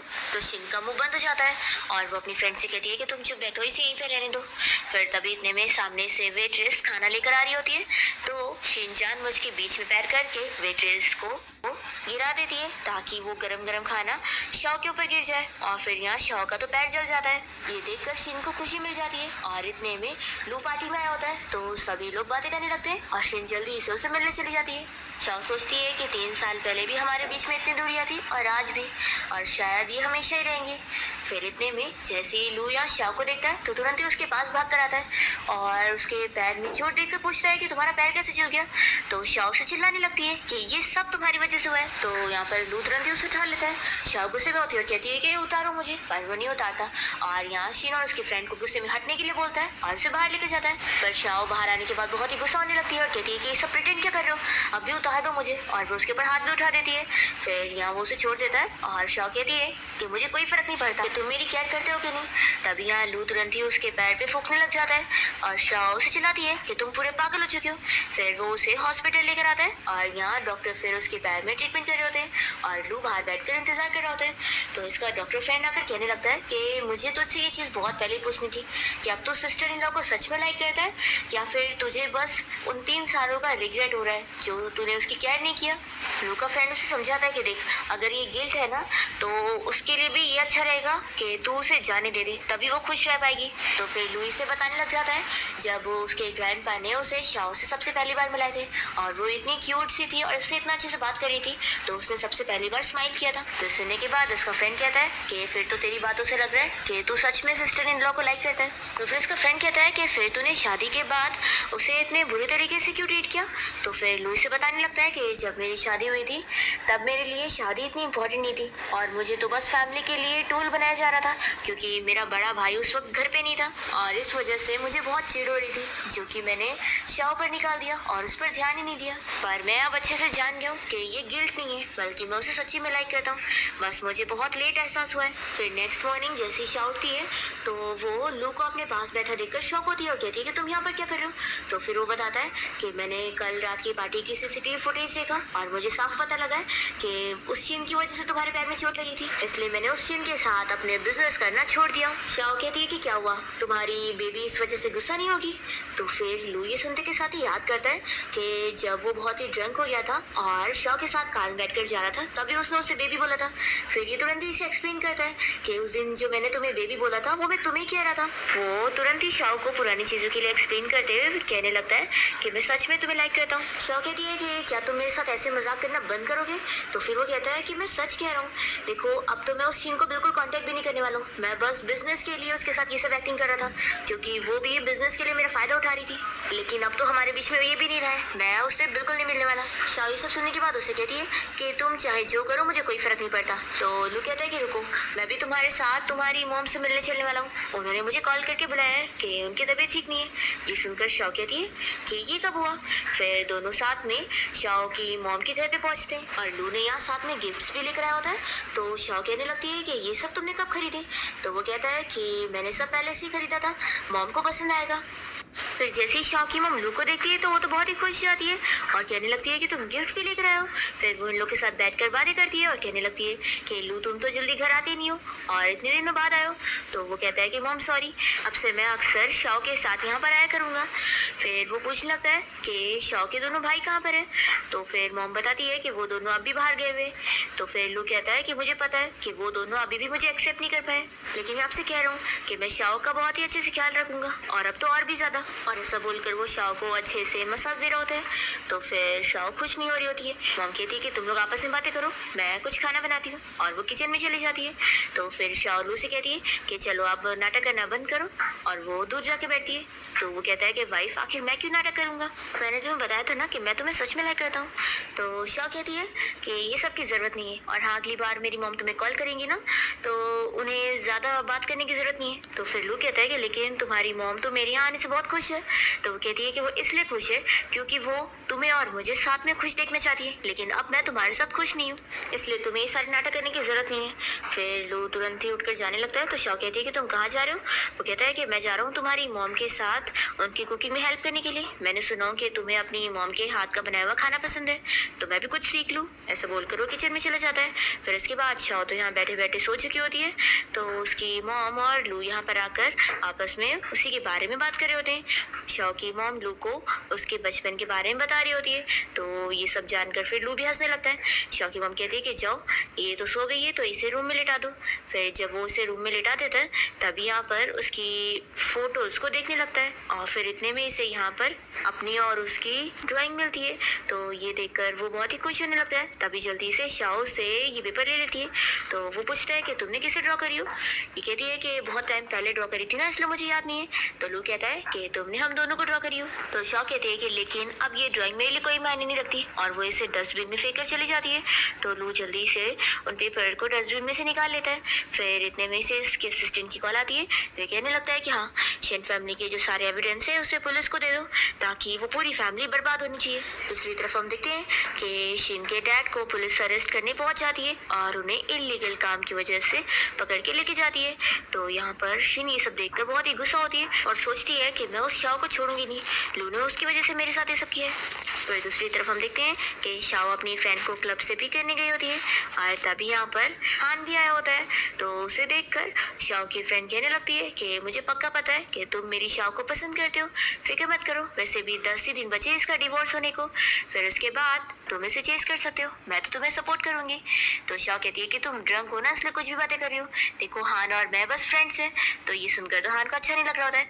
तभी शाओ यहाँ पर इसे अपनी फ्रेंड को पकड़ाती है और इसे कहती है कि तुम इसे घर लेके जाओ, मैं भी अपना घर जा रही हूँ। तो फिर वो इसकी बात मान लेता है। जब दोनों यहाँ से चले जाते हैं तो शाओ अकेले यहाँ रोड पर खड़ी होती है और हम देखते हैं कि शिन जानबूझ के उसे गाड़ी से हिट करके यहाँ से चली जाती है और शाओ को यहाँ कितनी चोट लगी होती है। पर कोइंसिडेंटली रास्ते में शाओ को उसके भाई मिल जाते हैं और वो तुरंत ही उसे हॉस्पिटल ले आते हैं। फिर यहाँ पर जैसे ही शाओ को होश आता है तो लू भी उससे मिलने पहुँचता है, पर यहाँ शाओ के दोनों भाई इसे मारने लगते हैं। तो शाओ उन लोग को कहती है कि प्लीज़ उसे मत मारो और वो लू से कहती है कि तुम बाहर जाओ। लू जैसे ही बाहर आता है तो उसका असिस्टेंट बता देता है कि शाओ का एक्सीडेंट करने के पीछे शिन का हाथ है और शिन को पुलिस ने अरेस्ट करके लेके जा चुकी है, पर वो शिन जिद कर रही है कि वो आपसे मिलना चाहती है। तो लू कहता है कि शाओ तो अभी मुझसे गुस्सा है, तो फिर वो चलने के लिए मान जाता है। फिर जब ये पुलिस स्टेशन में उस शिन से मिलने पहुंचता है तो उससे पूछता है कि तुमने ऐसा क्यों करी। तो वो कहती है कि मेरे डैड को अरेस्ट करवाने के पहले तुमने सोचा था, तो मैंने भी बस तुमसे बदला रही हूँ। तो वो कहता है कि हम तो बस बिजनेस के लिए एक दूसरे का यूज़ कर रहे थे ना, तो तुम्हें आखिर इन सब में इतना इन्वॉल्व होने की क्या जरूरत थी। यहाँ पर शिन इसके ऊपर हंसे जा रही होती है और कहती है कि देखना अब शाओ तुम्हें कभी पसंद नहीं करने वाली है। तुम्हें क्या लगता है कि कोई इंसान किसी को हट करेगा तो फिर वो तुम्हें माफ़ कर पाएगी? बिल्कुल नहीं। फिर इसके बाद लू यहाँ शाओ के पास बैठा होता है और उसे बेहोश देखकर वो यहाँ रो रहा होता है। तभी वो जाग जाती है और पूछती है कि तुम यहाँ पर क्यों आए हो। तो वो अपने आंसू जल्दी से पोंछ लेता है और कहता है कि मैं बस तुम्हें देखने आया था। ये पूछती है कि मेरा एक्सीडेंट किसने किया है, तो फिर ये बताता है कि शिन ने, और पुलिस ने उसे अरेस्ट भी कर लिए और वो सॉरी कहने लगता है। तो शाओ कहती है कि रहने दो, इसमें तुम्हारी कोई गलती नहीं है, तो मैं तुम्हें ब्लेम नहीं करूंगी और अब तुम यहाँ से बाहर जाओ, मुझे तुम्हें देखना भी नहीं है। फिर लू यहाँ से बाहर आ जाता है और नेक्स्ट टाइम देखते हैं कि हॉस्पिटल में डॉक्टर चेकअप करने के बाद बताता है कि अब वो ठीक हो चुकी है, इसलिए वो डिस्चार्ज हो सकती है। तो फिर लू डिस्चार्ज प्रोसीजर हैंडल करने के लिए चला जाता है और यहाँ पर शाओ के भाई उसे पूछने लगते हैं कि लू यहाँ तुमसे मिलने आया था। वो इसे बताता है कि असल में उसने डिवोर्स के लिए मान गया है और डिवोर्स पेपर पे साइन भी कर दिया है। शाओ कहती है कि वैसे भी अब 2 दिन बचा हुआ है और मैं डिवोर्स लेके रहूंगी और घर से भी निकल जाऊंगी। फिर लू शाओ को डिस्चार्ज करवा के अपने घर ले आता है और उसे कहता है कि मैं तुम्हारे बाल वॉश करने में हेल्प कर देता हूँ। तो शाओ पहले तो उसे मना कर रही होती है कि इसकी ज़रूरत नहीं है। तो वो कहता है कि अब हमारे डिवोर्स को सिर्फ एक ही दिन बचा हुआ है, तो मुझे ये लास्ट मौका दे दो। तो शाओ मान जाती है और फिर यहाँ लू उसके बाल वॉश करने में हेल्प करते हुए उसे बातें कर रहा होता है। तभी वो उसे बताने लगती है कि तुम्हें पता है ये चीज़ मैंने अपने सपनों में ही सोची थी और आज ये रियल में हो रही है, लेकिन अब हमारे बीच टाइम नहीं बचा। और फिर वो लू से कह देती है कि कल हम लोग ग्रैंडपा से मिलने चलेंगे। फिर दोनों जैसे ही ग्रैंडपा से मिलने नेक्स्ट डे उनके घर आते हैं तो उनसे कहती है कि वो लू से डिवोर्स होने के बाद भी उनसे कभी कभी मिलने आया करेगी। तो ग्रैंडपा कहते हैं कि शाओ तुम थोड़ा देर के लिए बाहर जाओ, मुझे लू से बात करनी है। और फिर ग्रैंडपा लू को चिल्लाने लगते हैं कि मैंने तुम्हें कितनी बार समझाया हूँ कि शाओ बहुत अच्छी लड़की है और इतनी अच्छी लड़की को तुम चिराग से भी ढूंढने जाओगी ना तो कहीं नहीं मिलेगी। आखिर तुम्हें लग क्या रहा था कि मैं शाओ से तुम्हारी शादी करवा के तुम्हारा नुकसान करवा रहा हूँ। और फिर गुस्से में ऐसा बोल के ग्रैंडपा की तबीयत खराब होने लगती है। तो लू जल्दी से उनकी केयर करता है और फिर उन्हें कहता है कि ग्रैंडपा सॉरी, अब मुझे सब समझ आ गया वो कि वो कितनी अच्छी है, लेकिन शायद अब बहुत लेट हो गई। तो ग्रैंडपा उसे चिल्लाते हैं ये क्या लेट हो गई, तुम कितने बड़े डरपोक हो, जाओ उसे मनाओ, अभी तो तुम सिर्फ 30 साल के हो और अभी तो पूरी बाकी की जिंदगी पड़ी हुई है, तो तुम अब भी से हार मानोगे। तो फिर लू समझ जाता है कि ग्रैंडपा बिल्कुल सही कह रहे हैं, अब मैं उसे पूरी तरीके से मनाने वाला हूँ और अपनी सिंसियरिटी दिखाते हुए तब तक उसे मनाऊंगा जब तक वो मुझे एक्सेप्ट ना कर ले। और फिर लू ऐसा बोलकर तुरंत ही बाहर जाता है। तो ग्रैंडपा तो खुश होते हैं। फिर हम देखते हैं कि लू जैसे बाहर आता है तो वो देखता है कि शाओ उसके बड़े भाई लीशन से बात कर रही होती है। लीशन यहाँ लू की साइड लेते हुए शाओ को समझा रहा होता है कि मेरा भाई सच में बहुत ही अच्छा है और वो मुझे लगता है तुम्हें सच में चाहता है, बस उससे थोड़ी गलती हो गई है, वो पहले अपनी फीलिंग्स जान नहीं पाया, लेकिन अब मुझे पूरा दिखता है कि वो तुम्हें सच में लाइक कर रहा है, तो क्या तुम मेरे भाई को एक चांस दोगी। तो शाओ फिर भी नहीं मानती और कहती है कि हमारे बीच की चीज़ें इतनी सिंपल नहीं है और अब तो बहुत लेट है, मैं अब बिल्कुल नहीं मानने वाली हूँ। तो लू ये सब सुनने के बाद रात में जानबूझ के ठंडे पानी से नहाता है ताकि फिर वो बीमार हो जाए। नेक्स्ट मॉर्निंग शाओ उसे उठाने के लिए आती है तो वो देख लेती है कि उसे तो इतना ज़्यादा फीवर है। तो फिर वो कहती है कि तुम अपना ख्याल रखो, अब सुबह तो नहीं लेकिन हम लोग डिवोर्स फाइल करने के लिए शाम में चलेंगे।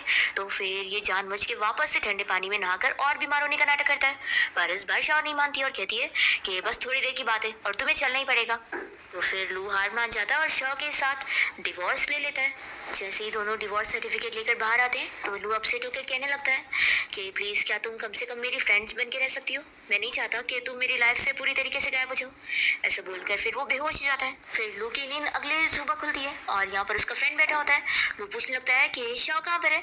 तो फिर इसका फ्रेंड बताता है कि सिस्टर इन लॉ तो यहाँ पर आई नहीं और तुम्हारा असिस्टेंट तुम्हें यहाँ छोड़ कर गया था। और हाँ, तुम तो बड़े कमाल के निकले कि डिवोर्स सर्टिफिकेट लेने के बाद ही बेहोश हो गए। फिर लू तुरंत ही यहाँ से उठने लगता है। तो उसका डॉक्टर फ्रेंड कहता है कि तुम इतनी जल्दी क्यों जा रहे हो, पहले अपनी पूरी मेडिसिन तो ले लो। पर फिर भी लू नहीं मानता और तुरंत ही घर पहुंचता है और दिखता है कि यहाँ शाओ कैसे अपना लगेज लेकर घर से निकल रही होती है। तभी मेड आंटी यहाँ पर शाओ को रोकने लगती है और उसके लिए रो रही होती है। तो शाओ कहती है कि आप बिल्कुल मेरे लिए अपसेट मत हो, वैसे भी 3 साल यहाँ पे रहकर मैं अपसेट ही हुई हूँ, तो इसलिए मैं यहाँ पर एक पल भी और नहीं रुकने वाली। और फिर शाओ तुरंत ही लू को गुड बाय बोलकर उसके घर से बाहर आ जाती है और यहाँ पर उसके मॉम और बड़े भाई उसे पिक करने आए होते हैं। तो मॉम यहाँ उसे कहने लगती है कि तुमने मुझे इस बारे में पहले नहीं बताई कि लू की वजह से तुमने इतना सफ़र करी हो। तो शाओ कहती है कि मॉम, मैं आपको फिक्र में नहीं डालना चाहती थी। तो उसकी मॉम उसे हक करके उसकी फिक्र करी होती है कि उसे पहले बताना चाहिए था। फिर हम देखते हैं कि शाओ के जाने के बाद लू तो बहुत ही अपसेट होकर ड्रिंक कर रहा होता है और तभी यहाँ पर उसकी मॉम मिलने आई होती है और बताने लगती है कि मैं यहाँ पर शाओ से बात करने आई थी, उससे माफ़ी मांगने। मुझे अब लगता है कि वो अच्छी है। तो लू कहता है कि मॉम, अब बहुत देर हो चुकी है, उसका और मेरा डिवोर्स हो गया। तो ये सुनने के बाद उसकी मॉम को गुस्सा आ जाता है और वो चिल्लाती है कि ऐसे कैसे वो तुम्हें डिवोर्स दे सकती है, उसने अपने आप को क्या समझी हुई है, आखिर उसकी इतनी हिम्मत हुई कि उसने मेरे बेटे को कम समझी। तो फिर लू कहता है कि मॉम, आप अपना यहाँ पर गुस्सा हो, मैं जाता हूँ। तो उसकी मॉम कहती है कि रुको, क्या उसके जाने की वजह से तुमने अपनी यह हालत बनाए हुए हो, तुमने सच में मुझे बहुत डिसअपॉइंट किया है। लू गुस्से में चिल्लाता है कि मॉम, अब बहुत देर हो चुकी है, ये आपको मुझे पहले बोलना चाहिए था और अब वो मुझे छोड़कर जा चुकी है, तो मैं ऐसे ही रहने वाला हूँ। फिर लू की मॉम तुरंत ही शाओ को कॉल लगाती है और बाहर रेस्टोरेंट में उसे मिलने पहुंचती है। तो शाओ उनसे कह देती है कि अब मेरे और लू के बीच में सब कुछ खत्म हो चुका है, लेकिन मैं फिर भी आपसे कुछ बोलना चाहती हूँ। तो उसकी मॉम कहती है कि बोलो। तो फिर शाओ कहती है कि आज जो लू की हालत हुई है ना, इसमें सिर्फ और सिर्फ आपकी गलती है, आपकी वजह से ही वो आज ऐसा बन चुका है। आपका हस्बैंड आपको छोड़कर चला गया, उसका सारा का सारा ब्लेम आपने अपने बच्चे पर डाल दी और बचपन से उसे इस तरीके से ट्रीट करते आई और उसे बिल्कुल भी प्यार नहीं दी, इस वजह से वो ऐसा हो चुका है। इसलिए अब उसे प्यार करना आता ही नहीं है। तो मैं बस आपसे इतना ही एक्सपेक्टेशन रखती हूँ कि अगर आप सच में उसे अपना बच्चा मानती हैं और प्यार करती हैं तो उसे अपने से इतना दूर मत करो। लू सच में बहुत ही बेचारा है। ऐसा बोलकर फिर शाओ यहाँ से चली जाती है और फिर हम देखते हैं कि शाओ अपनी फ्रेंड के साथ क्लब में होती है और यहाँ वो ड्रिंक करते हुए उसे कह रही होती है कि अब मेरी न्यू लाइफ स्टार्ट हुई है। और फिर शाओ तो यहाँ पर बहुत ही ड्रिंक करी जा रही होती है और उसकी फ्रेंड यहाँ पर बहुत सारे मेल मॉडल्स को भी बुला लेती है। पर फिर हम देखते हैं कि लू को जैसे इस बारे में पता लगता है कि शाओ यहाँ पर है तो वो उसे लेने के लिए पहुंच जाता है। पर यहाँ पर शाओ हम देखते हैं कि लू को जैसे इस बारे में पता लगता है कि शाओ यहाँ पर है तो वो उसे लेने के लिए पहुंच जाता है। पर यहाँ पर शाओ उसके साथ जाने के लिए बिल्कुल नहीं मान रही होती है। तो फिर उसकी फ्रेंड भी कह देती है कि मिस्टर लू, तुम यहाँ से चले जाओ। तो फिर लू को जाना ही पड़ता है और फिर नेक्स्ट डे लू अपने असिस्टेंट के साथ कार से कंपनी की तरफ जाते हुए उसे कह देता है कि मेरे लिए भी एक घर खरीदो, वो भी शाओ के बाजू वाला ही घर। फिर ऑफिस के बाद लू शाओ के डॉग को वॉक कराने जाता है और फिर उसे बताता है कि मैं तुम्हारे डॉग को वॉक कराने गया था। तो फिर वो कहती है कि अच्छा, इतना कुछ। फिर वो उसे अपना डॉग लेकर अपने घर की तरफ जा रही होती है और लू को पीछे देखकर वो चिल्लाती है कि तुम मुझे फॉलो क्यों कर रहे हो। तो फिर वो बताता है कि मेरा भी घर बाजू में है। शाओ ये देखकर शॉक होती है और पूछती है कि तुम यहाँ पर क्यों रह रहे हो। तो वो कहता है कि मैं तुम्हें लाइक करता हूँ और इसलिए मैं तुम्हारे नजदीक ही रहना चाहता हूँ और तुमसे दोबारा शादी करना चाहता हूँ। शाओ से समझाती है कि हमारा अब भी डिवोर्स हुआ है। तो फिर वो कहता है कि कोई बात नहीं ना, मैं तुमसे अब भी जवाब नहीं मांग रहा हूँ, मैं बस तुम्हारे नजदीक रहना चाहता हूँ और अगर तुम्हें कुछ भी मेरी जरूरत रहेगी तो तुम किसी भी वक्त मुझे कॉल करके बुला सकती हो। शाओ कहती कि रहने दो, उसकी जरूरत नहीं है और वो अपने घर चली जाती है, दरवाजा भी बंद कर लेती है। तो लू बाहर से फिर उसकी बातें सुनने लगता है। वो हान से कॉल पर बात कर रही होती है और हान उसे क्लास रियूनियन पार्टी के लिए इन्वाइट कर रहा होता है। तो शाओ जाने के लिए मान जाती है। तो बाहर से लू ये सुनने के बाद सोचता है कि वो अपने फ्रेंड्स लोग से मिलने जा रही है तो मुझे भी जाना चाहिए। फिर क्लास रियूनियन पार्टी में कुछ क्लासमेट शाओ का मजाक उड़ा रहे होते हैं, ये कहकर कि अब उसका ल्यूक के साथ डिवोर्स हो गया, अब तो वो बहुत ही गरीब हो गई है। तो उनमें से एक तो यहाँ पर शाओ को शादी का ऑफर भी दे रहा होता है और कह रहा होता है कि वो शादी के बाद उसे महंगे ज्वेलरी, पर्स वगैरह दिलाएगा। शाओ उसे मना करने लगती है तो वो उसे बहुत बातें सुनाने लग जाता है। तो शाओ भी फिर इन लोगों को पलट के अच्छे से जवाब देती है और यहाँ से तुरंत ही पार्टी छोड़कर चली जाती है। तभी उसका फ्रेंड हान भी उसके साइड लेते हुए उसके पीछे पीछे बाहर जाता है और वो यहाँ शाओ से अपनी फीलिंग्स कन्फेस कर लेता है। तो वो कहती है कि लेकिन मैं तो ऐसा कुछ भी नहीं सोचती हूँ। तो हान कहता है कि कोई बात नहीं, मैं तुमसे अभी जवाब नहीं मांग रहा हूँ, बस हम लोग फ्रेंड बन के तो रह सकते हैं ना। शाओ इसके लिए मान जाती है और फिर जैसे वो यहाँ से बाहर जाती है तभी हान के पास लू आके खड़ा होता है और कहता है कि क्या हम बात कर सकते हैं। वो इससे पूछता है कि तुम्हारे और शाओ के बीच में क्या चल रहा है। तो ये कहता है कि मैं उसे लाइक करता हूँ। तो लू कहता है कि फिर तुम हार मान जाओ, क्योंकि वो तुम्हें लाइक नहीं करने वाली है, उसने सिर्फ मुझे लाइक करी है और मुझसे ज़्यादा वो किसी को लाइक कर ही नहीं सकती। तो फिर हान कहता है कि फिर तो मैं कहूँगा कि तुम कितने ज़्यादा कोल्ड और हार्टलेस हो, जो तुमने उसकी लाइकिंग्स का ये सिला दिया है, इसलिए मैं भी हार नहीं मानने वाला हूँ।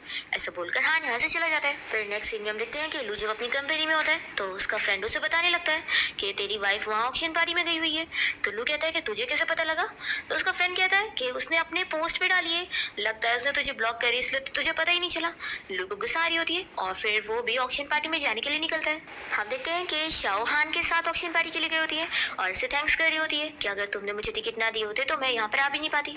तभी फिर यहाँ पर शाओ जब न्यूज़ देख रही होती है तो उसे पता लगता है कि लू फ्लाइट से यहीं पर ही आ रहा था और उसकी जो फ्लाइट थी वो अचानक से बीच रास्ते में खराब हो गई और फ्लाइट के एक्सीडेंट से कितने लोगों की मौत हो गई है। शाओ ये सुनते के साथ ही रोने लग जाती है और वो तुरंत ही हॉस्पिटल पहुंचती है, पर उसे यहाँ लू की कोई खबर नहीं मिल रही होती है तो वो रोई जा रही होती है। पर इतने में वहाँ पर लू पहुंच जाता है और शाओ जल्दी से उसे हग कर लेती है और उसे कहने लगती है कि मुझे लगा था कि तुम मर गए हो। पीछे से हान ये सब देखते हुए अपसेट हो रहा होता है और फिर इसके बाद शाओ लू के होटल रूम में जाती है और उसकी चोट पर मेडिसिन लगा रही होती है। तभी वो उसे बताने लगता है कि मुझे यहाँ दर्द नहीं हो रहा है बल्कि दिल में हो रहा है। तो फिर शाओ से चिल्लाती है कि तुम्हें अगर कोई तकलीफ है तो जाओ हॉस्पिटल में चेकअप करवाओ, और वो गुस्से में अपने वाले रूम में चली जाती है। फिर जब ऑक्शन इवेंट स्टार्ट हो जाता है तो सभी लोग यहाँ पहुँच जाते हैं। यहाँ पर शाओ को एक वास खरीदना होता है जिसके लिए वो बिडिंग लगाती है, तो लू और हान भी बिडिंग लगाने लग जाते हैं। दोनों एक दूसरे को हराने के लिए बहुत ज़्यादा बिडिंग लगा रहे होते हैं, पर लू फिर बहुत ही ज़्यादा अमाउंट में लगाकर बिडिंग को जीत जाता है और वो कहता है कि शाओ मैंने ये तुम्हारे लिए लिया हूँ, पर वो गुस्सा होकर चली जाती है कि तुम पूरे पागल हो चुके हो, आखिर इतने महंगे में कोई खरीदता है। फिर नेक्स्ट डे शाओ उसी वास को देख रही होती है, तभी यहाँ लूज के ऑफिस में आ जाता है और कहता है कि मुझे पता था कि तुम्हारे लिए कितना इंपॉर्टेंट है, इसलिए मैंने इसे खरीदा। तभी शाओ जब यहाँ पीछे मुड़कर लू को अच्छे से देखती है तो उसके ऐसे कपड़े देखकर वो शौक रह जाती है और कहती है कि तुम पागल हो गए हो। तो वो कहता है कि बिल्कुल नहीं, अगर तुम्हें ऐसा स्टाइल पसंद है तो मैं ऐसा बनने के लिए रेडी हूँ। और फिर वो उसे अलग अलग डांस भी करके दिखा रहा होता है और कहता है कि तुम्हें ऐसा डांस स्टाइल वाला बॉय पसंद है तो मैं वैसा बन जाऊंगा। शाओ कहती है कि तुम्हें आखिर क्या लग रहा है कि तुम मुझे सच में लाइक करते हो? तो वो कहता है कि हाँ मैं सच में करता हूँ।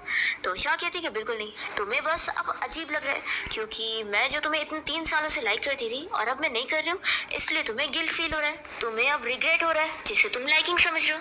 तो वो कहता है कि बिल्कुल नहीं, मैं श्योर हूँ कि मैं तुम्हें लाइक करता हूँ। शाह फिर भी नहीं मानती और कहती है कि तुम ही सोचो, अगर हम लोग 3 साल पहले वाले टाइम पर जाएंगे तो क्या तुम मुझे लाइक करोगे? तो लू इसका जवाब नहीं देता। शाह कहती है कि हमारे बीच की चीज़ यहीं पर ही खत्म हो रही है, ऐसा कहकर वो चली जाती है। फिर शाओ अपसेट होकर अपने घर पहुंचती है और अपनी मॉम के पास आके लेट जाती है। तो उसकी मॉम पूछती है कि क्या हुआ है, क्या तुम सैड हो? तो शाओ पूछने लगती है कि मॉम क्या मेरी डिवोर्स की वजह से आप एम्बेरस फील कर रही हो?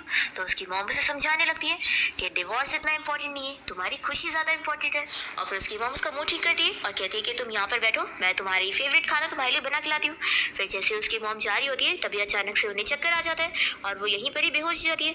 जैसे ही शाओ अपनी मॉम को ऐसी हालत में देखती है तो तुरंत ही उन्हें लेकर हॉस्पिटल पहुंचती है और फिर यहाँ ये लोग ऑपरेशन रूम के बाहर इंतजार कर रहे होते हैं। शाओ के दोनों भाई उसे समझाने लगते हैं कि फिक्र मत करो, मॉम को कुछ नहीं होगा। तो फिर डॉक्टर बाहर आके बताने लगता है कि इस हॉस्पिटल में उनकी सर्जरी नहीं हो सकती है और साथ ही सर्जरी करने के लिए भी एक एक्सपर्ट डॉक्टर की जरूरत है, नहीं तो फिर उनकी जान भी जा सकती है। हम देखते हैं कि लू को इस बारे में पता लग जाता है तो वो तुरंत ही अपने फ्रेंड की मदद से उस एक्सपर्ट डॉक्टर को कॉल करके यहाँ पर आने के लिए कहता है और ऑफर रखता है कि वो उससे बहुत ज़्यादा ही अमाउंट में पैसे देगा, बस वो यहाँ पर आने के लिए मान जाए। और फिर हम देखते हैं कि लू की हेल्प की वजह से वो डॉक्टर यहाँ पर पहुँच जाता है और शाओ की मॉम का ट्रीटमेंट करने के बाद बाहर आके बताता है कि अब उसकी मॉम सेफ है और वो ये भी बता देता है कि वो यहाँ मिस्टर लू के कहने की वजह से आया हुआ है। शाओ ये सुनने के साथ ही जैसे ही लू को पीछे देख लेती है तो वो तो यहाँ से जा रहा होता है, तो वो उसे तुरंत ही रुकने को बोलती है और उसे थैंक्स कर रही होती है।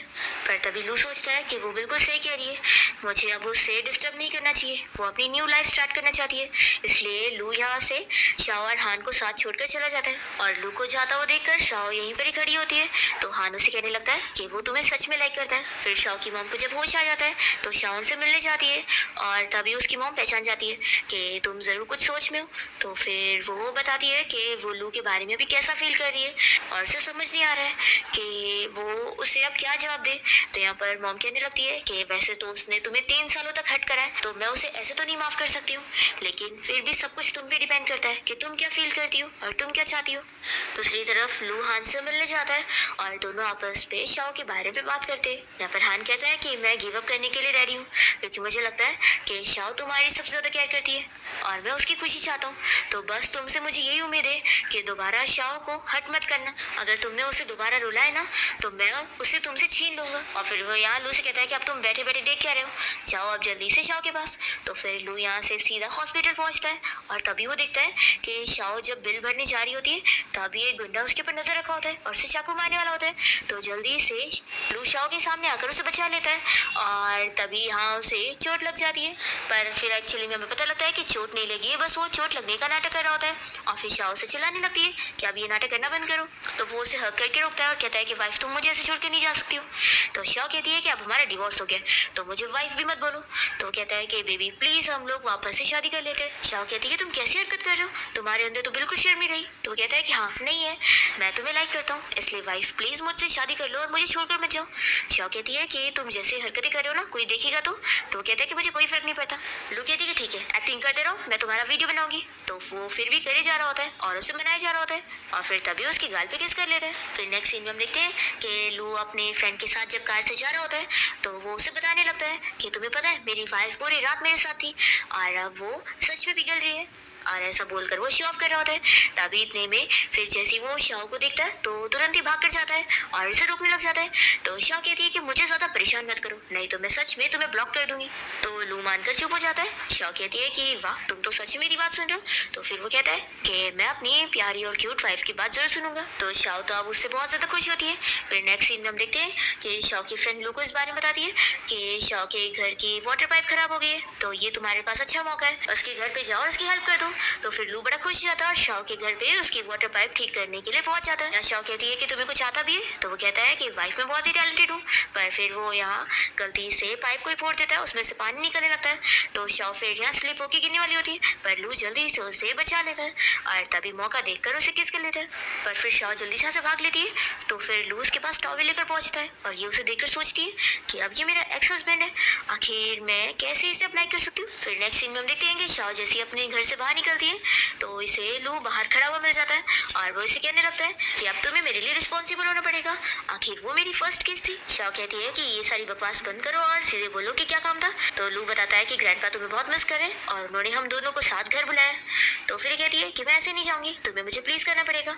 तो फिर लू उसके सामने हाथ जोड़कर उसे प्लीज करने लग जाता है। तो शाओ मान जाती है। फिर दोनों साथ में ग्रैंडपा से मिलने पहुंचते हैं और बहुत ही हंसी खुशी साथ अच्छे से बात कर रहे होते हैं। ये देख के ग्रैंडपा भी खुश होते हैं और लू की मॉम भी, और वो भी यहाँ से अच्छे से बात कर रही होती है। तो लू फिर समझ जाता है और वो शाओ से कहने लगता है कि तुमने करी हो ना, तुम्हारी वजह से मॉम मुझसे इतना अच्छे से बात कर रही है। तो शाओ से कहती है कि मैंने कुछ नहीं करी हूँ, बल्कि तुम्हारी मॉम को अपनी गलती का एहसास हो चुका है। फिर हमें पता चलता है कि शाओ की फ्रेंड और जो लू का फ्रेंड होता है वो दोनों आपस में डेट करने लगते हैं और लू भी यहाँ धीरे धीरे शाओ को मना ही लेता है और उसके और अपनी बीच की सारी चीजें ठीक कर देता है और फिर फाइनली दोनों एक हो जाते हैं और अपनी फीलिंग्स भी कन्फेस करते हैं। इसके बाद शाओ लू को अपने घर पे लेकर जाती है और यहाँ पर लू उसकी मॉम और भाई के सामने अपनी गलती एक्सेप्ट करता है कि उसने 3 सालों तक शाओ को जरा सी भी कोई वैल्यू नहीं दिया था और उसे समझा ही नहीं था, लेकिन अब उसे एहसास हो चुका है कि वो उसे बहुत लाइक करता है और वो उन लोगों से माफी मांगते हुए एक चांस मांगता है। तो फिर मॉम शाओ से पूछती है कि तुम क्या सोचती हो। तो शाओ कहती है कि मैं उसे चांस देना चाहती हूँ। फिर शाओ के दोनों भाई भी लू से कह देते हैं कि अगर तुमने हमारी बहन को फिर कभी रुलाया ना तो फिर हम तुम्हें छोड़ेंगे नहीं। और फिर फाइनली लू और शाओ की एक ग्रैंड वेडिंग होती है, जिसके बाद वो दोनों फिर अब सिंसियरली अपनी हैप्पी मैरिज लाइफ बिता रहे होते हैं और इसी के साथ इस ड्रामा की हैप्पी एंडिंग हो जाती है।